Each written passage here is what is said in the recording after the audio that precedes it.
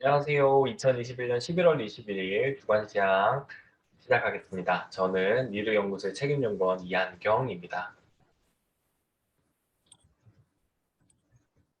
골디락스인데요. 계속 골디락스만 보고 계시니까 이게 무조건 호황을 말한다 그런 느낌이 가거든요. 중장기로 골디락스라는 겁니다. 이게 삐까덕 거릴 거예요. 당장 다음 주만 해도 이제 다시 미국의 정부의 채권 만기를 연장하기 위한 협상이 진행이 돼야 되고요. 그게 스무스하게 넘어갈 리가 없어요. 정치가는 드라마틱한 걸 언제나 원하기 때문에 그때 숏하게 약간은 떨어지지 않을까라고 보고 있고요. 그런 시점에 우리나라가 만약에 4천 명을 돌파하면 주가는 더 떨어지겠죠. 그렇게 보시면 될 것 같습니다. 일단은 높은 경제 성장과 적절한 인플레이션이 융합되어 있는 게 골디락스고요. 적절한 인플레이션이라는 용어보다는 인플레이션입니다.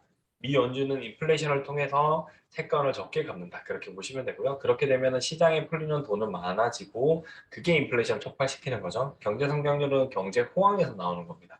그래서 부동산, 돈 많은 거액의 자산가가 늘어나니까 중국의 집값이 높아졌죠. 그 다음에 중국의 주식 좋아졌죠. 가상화폐도 이제 뒷돈이나 그런 걸 숨기는 검은 돈들을 희석하는 용으로 가상화폐를 많이 쓰죠. 이렇게 된 거고요. 그 다음에 달러 가치가 높아질 수 있는 것은 궁극적으로 이게 버블이 꽝 터지면 달러 가치가 급등이 나올 수도 있습니다. 해당 국가의 경우에. 그걸 잘 버티는 국가들은 다행히 이제 많이 오르진 않지만 충격은 받는 그 정도가 된다라고 봐주시면 될 것 같습니다. 자, 이거예요. 여기가 지금 이 구간이고요. 여기서 이제 떨어지는 구간들 여러 개 있지만 결국에는 우상향을 하죠. 최소 20% 이상의 상승이 일어납니다. 그거를 꼭 생각하시면 되고 그것도 뭐예요? 거의 2년 만에 이런 일들이 벌어진 겁니다. 그거 꼭 기억하시면 되고요. S&P 500은 요 음의 기간이 있었지만 결국에는 뚫고 새로운 걸 만들어내고 있어요. 이거 생각해 주시면 되고 이 다음으로 넘어가서 볼까요? 이때 이제 감에서는 절대 올라가지 않는다라고 했는데 이렇게 급등이 나왔고요. 이게 골디락스 구간입니다. 골디락스 구간이지만 여기로 이제 과거 나스닥을 전체 다 보면 여기가 골디락스 구간이었고요. 여기랑 똑같은 거예요. 다시 계속 보여주지만 이만큼의 버블이 더 쌓이고 근데 급등은 상승이잖아요. 이 상승을 먹고 내려가는 겁니다. 그리고 주가가 조정받고 있습니다. 저는 이 기간이 2년 정도는 걸릴 거라고 보고 있고요. 이 기간에 해운업과 조선업이 한꺼번에 같이 치고 나가지 않을까라고 보고 있습니다. 충격은 이렇게까지는 안 올 거예요. 왜냐하면 지금의 미연준은 이런 하락장에 어떻게 대응해야 되는지를 정확히 알고 금리를 낮춰버릴 겁니다. 그리고 자기들은 경제를 구했다는 구원투수가 되면서 인플레이션을 촉발시킬 겁니다. 그래서 이 정도까지는 하락되진 않지만 여기서 이 정도 요 라인으로는 하락을 할 거거든요. 그러면 다시 또 우상향하는 그래프를 더 그릴 수 있다는 거 꼭 기억해 주시면 좋겠습니다. 자, 그 다음에 나스닥이고요. 여기서 똑같이 뚫고 올라가서 여기서 추가 상승이 나올 것 같아요. 근데 단 다음 주 초에 나오고 주말쯤에는 또 이제 그게 연결되잖아요. 아까 말했던 채권 디포트. 그러니까 다음 주는 괜찮을 것 같은데 그 다음 주 주말 그렇게 되겠죠. 12월 초에 문제가 발생할 수 있다. 그렇게 봐주시면 될 것 같습니다. 시장 이슈인데요. 간단하게 요약해서 말씀드리겠습니다. 백신 코로나 3천 명이 해결돼야 되고요. 치료제 파트에서는 이게 알약이 제조가 됐기 때문에 이게 90일 정도는 지금 시점 기준에서 90일 정도는 전체적으로 위드 코로나주의 약세와 혹은 보합권 지금 딱 저는 정점이라고 보는데 조금은 더 떨어질 수도 있어요. 이거는 시장에서 포기하고 나가는 사람의 마음이니까요. 시장의 주가는 그러니까 H&M이 더 떨어진 거는 포기하고 나간 사람들 그 사람들의 마음이에요. 네, 그렇게 보면 될 것 같고요. 코로나 현황 자체는 부정적이지만 전반적으로 이거는 극복이 되고 난 다음에 넘어갈 겁니다. 독감으로 돌아가셨던 분이랑 똑같다는 그런 이야기도 있지만 결국에는 이게 관리가 될 수 있으면 관리하는 게 낫다. 그런 측면으로 보시면 될 것 같습니다. 포스트 코로나는 해운, 조선, 항공, 호텔, 여행, 영화, 엔터 중인데 이 영화 중에서 CGV만 앞으로 당겨서 보고 있어요. 이미 덱스터라든지 위즈윅이라든지 쇼박스는 시세를 한번 줬기 때문에 내려놓고 있고요. 그 다음 큰 시세는 얘네들이 확실한 흑자가 나왔을 때 나오기 때문에 저는 지금 바로 급등하기보다는 조정을 받고 가세요라고 원하고 있습니다. 덱스터나 위즈윅 같은 경우에는 조금 걱정은 되고 있고요. 이게 이제 추매를 할지 아니면 간망을 하다가 그냥 고점일 때 배당받고 끝낼지 그거를 고민하고 있다. 이렇게 봐주시면 될 것 같습니다. 일단은 해오는 H&M이랑 테노션 좋아 보이고요. H&M이 저는 대장주고 대북주이기도 해서 긍정적으로 보고 있고요. 삼성중공업, 현대미포조선 그렇게 좋아 보입니다. 그다음에 항공은 대한항공이 제일 좋아 보이고 아시아나항공도 혹시라도 끊겨버리면 아시아나항공한테는 좋거든요. 근데 적자예요 아시아나항공은. 그래서 합병이 될 수밖에 없고 국적사라고 해도 상대국의 국적기가 있기 때문에 관계가 없습니다.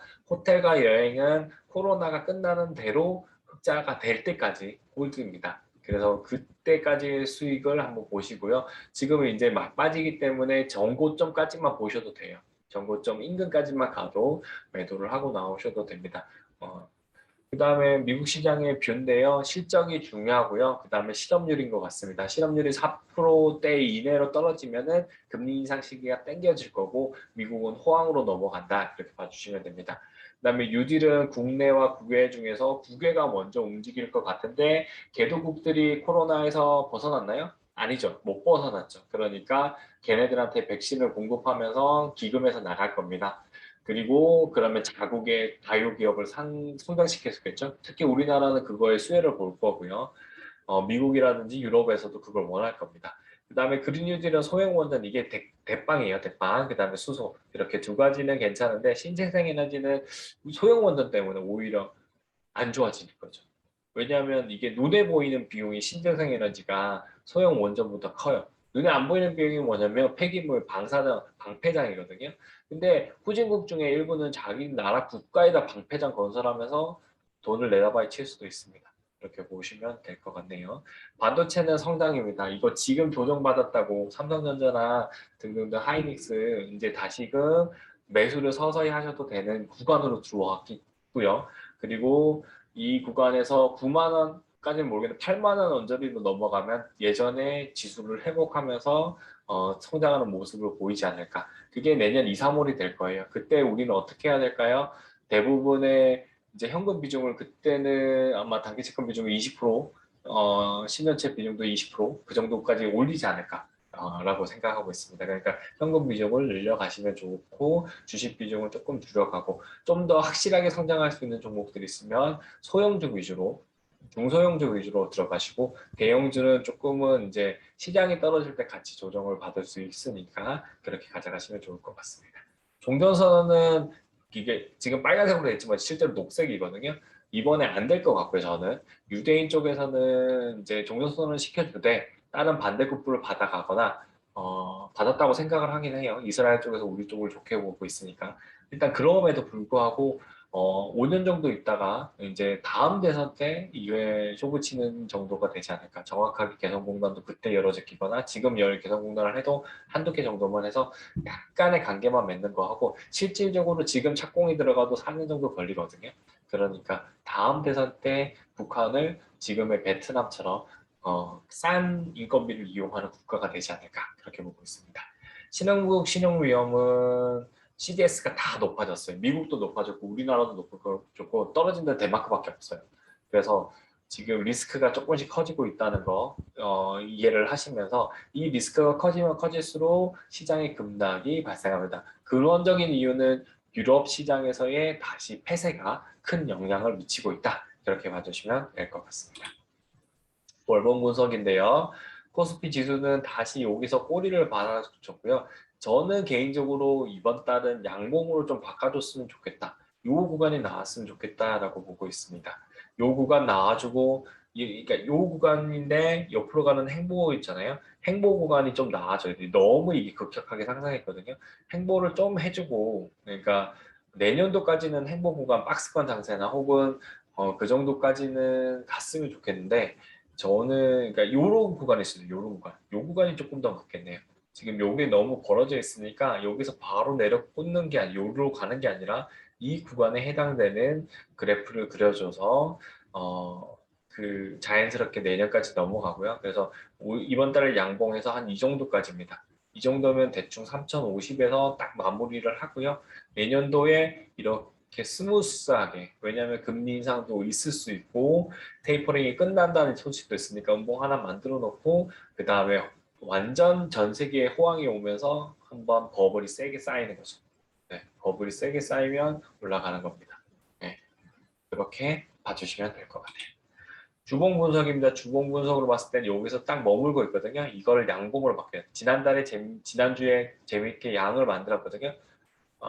이번 주는 음이지만 그래서 다시 이게 양음으로 가는 게 더 좋아서 다음 주에도 이게 3천을 넘기는 구간으로 마무리되기를 기원하는 바입니다. 일단은 여기 선을 지킬 것 같다 이렇게 봐주시면 될 것 같습니다.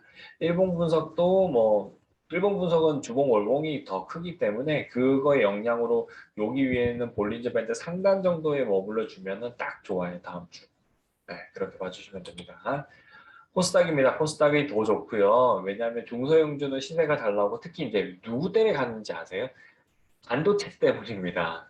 이게 D램이랑 연결되는 거고요. 그 다음에 위식 덱스터지 때문이기도 합니다. 그러니까 중소형주에서 작은 기업들 위주를 이렇게 1,000억, 2,000억짜리를 이걸 1,000억치 사주면 주가 급등 나오잖아요. 그런 걸 이용해서 시장에서 많은 투자자들이 수익을 내고 있다. 이렇게 봐주시면 됩니다.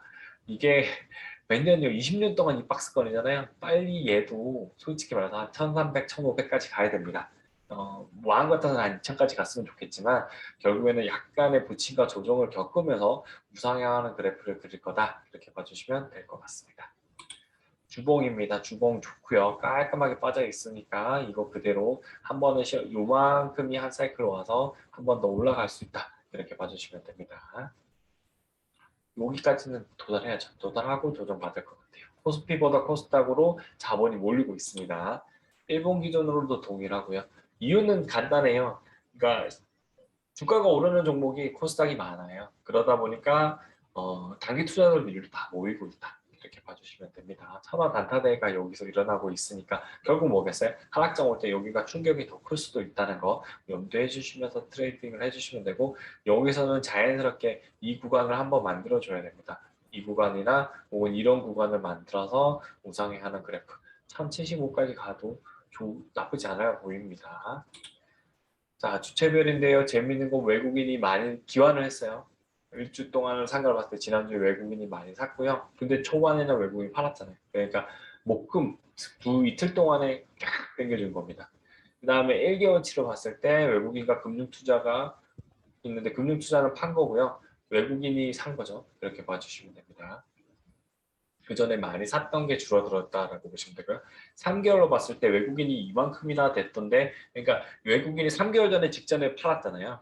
한 개 사라지고, 그 다음에 이번 주에 또 사니까 올라간 거예요. 그렇게 보시면 되겠죠.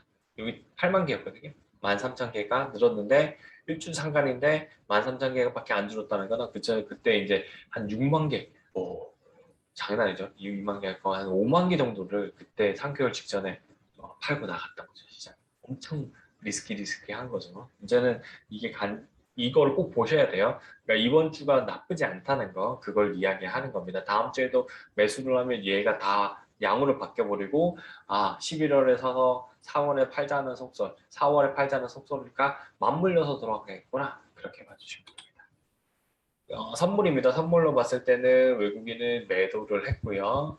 그러니까 일주 동안 상관입니다. 1개월로 봤을 때는 외국인이 매도네요. 떨어졌죠. 3개월로 봤을 때 외국인이 변한 게 그렇게 크진 않죠. 이건 매도는 코로나 때문에 매도 포지션을 가면서 현물을 샀다라고 봐주시면 되고요. 아니면은 이거죠. 외국인들이 이렇게 됩니다. 이전력도 가능해요. 이런 속설도 있거든요. 현물을 삼으로써 선물의 가격을 떨궈서 얘를 판 거예요, 고점에. 그리고 다음 주에 이걸 떨굴 수 있는 거죠. 역발상으로 될 수도 있다는 거 두 가지 다 생각하시면 좋을 것 같습니다. 근데 선물은 실제로 만기랑 연결하기 때문에 지금 매도는 그렇게 크진 않고 다음 주까지도 매도를 더 차곡차곡 쌓는지 이 수치가 커지는지가 중요하다라고 봐주시면 됩니다. 그러면 진짜 빅스나 인버스를 매집을 해야 되고 다음 주는 아마 제가 이거를 좀 더 감시를 할 것 같습니다. 코스닥 기준으로 봤을 때는 전주체가 다 산 걸로 바뀌었죠. 오히려 외국인을 팔았고요. 1개월 기준으로 봤을 때는 동일합니다. 외국인은 손절하고 개인이 이쪽으로 왔고 기관도 여기로 들어왔네요. 3개월로 봤을 때는 오히려 개인은 팔았고요. 외국인도 팔았고요. 기관이 들어왔어요. 그럼 결국에는 기관이 지금 이 분위기를 다 만들어내고 있구나. 그렇게 봐주시면 될 것 같습니다. 금융투자가 그렇게 만들고 있다. 이렇게 봐주시면 될 것 같고요. 그 다음에 원달러 환율인데요. 70, 금요일날 급등이 나와서 90원 위로 올라갔다가 다시 87원 나왔고요. 이거는 동계올림픽 보이콧에 따라서 지정학적 리스크가 다시 부각되면서 이게 뭐 올라갈 수가 있습니다. 지금은 80원이 중간선이라고 했잖아요. 제가 여기 80원, 요 80원 중간선이기 때문에 다시 올라가더라도 2,000원에서 다시 바꿔야 될 것 같아요. 그 특별하게 진짜 악재가 나오지 않은 한. 근데 종전선언 되면 이 70억 깰 겁니다. 그렇게 보고 대응을 해주시면 될 것 같습니다. 자, 그 다음에 가상화폐인데요. 이더리움이 주중에는 이게 7천만 원도 깨졌고요. 500만 원도 한때는 깨졌습니다. 근데 지금 주말 동안에 이걸 다 복구해버렸어요. 가상화폐는 주말도 거래가 되잖아요. 그리고 여기 있는 차트가 보여지고 있죠. 그러니까 바닥 다지기를 비트코인은 제대로 하고 있는 중이고요. 이더리움은 하고 다시 급반등이 나왔습니다. 얘 반등의 모양새는 이런 모양이 될 수도 있고요. 여기에 가까울 수도 있어요. 여기에 가까울 수도 있고 추가 레벨업이 나올 수도 있습니다. NFT랑 연결되면 충분히 가능하고 이더리움이 그 합해랑 연결됩니다. 주도권이 이더리움으로 넘어가는 거죠. 얘는 박스권 구간에 들어서 버린 것 같아요. 지금 뭐요? 다음에 올라가도 8천만 원이고요. 다시 또 7천만 원 이하로 딱 이 지점을 찍으러 내려올 이 구간 비슷하게 옆으로 좀 가다가 우상향하는 그래프를 그릴 것 같다. 이렇게 봐주시면 됩니다. 대세는 약간 이더리움에 가깝다라고 봐주시면 되고요. 오늘은 여기까지 하겠습니다. 주말 잘 보내시고요. 다음 주에 또 뵙겠습니다. 감사합니다.